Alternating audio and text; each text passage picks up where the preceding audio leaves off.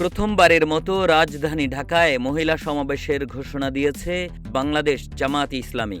দলটির রাজনীতিতে এটিকে একেবারে নতুন অধ্যায় হিসেবেই দেখা হচ্ছে। রাজধানীর সোহরাওয়ার্দী উদ্যানে ৩১ জানুয়ারি প্রতিবাদী সমাবেশ করবে বাংলাদেশ জামায়াতে ইসলামীর মহিলা বিভাগ। এই কর্মসূচির মাধ্যমে জামায়াত প্রথমবারের মতো রাজধানীতে দলের নেতাকর্মীদের বড় ধরনের জমায়েতের পরিকল্পনা করছে।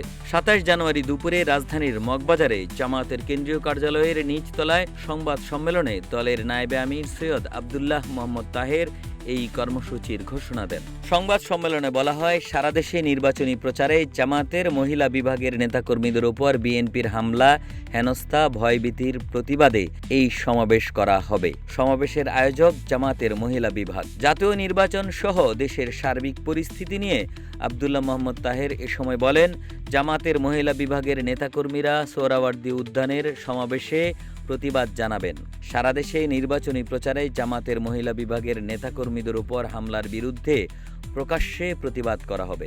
সংবাদ সম্মেলনে ডক্টর সৈয়দ আবদুল্লাহ মোহাম্মদ তাহের আরও বলেন, নারীদের সম্মান ও নিরাপত্তা নিশ্চিতের দায়িত্ব সরকারের। তবে দুঃখজনকভাবে যারা নারীদের অধিকার ও স্বাধীনতার বিষয়ে বেশি বেশি চিৎকার করেন, তারাই এখন রাজনৈতিক কারণে নারীদের উপর হামলা করছেন।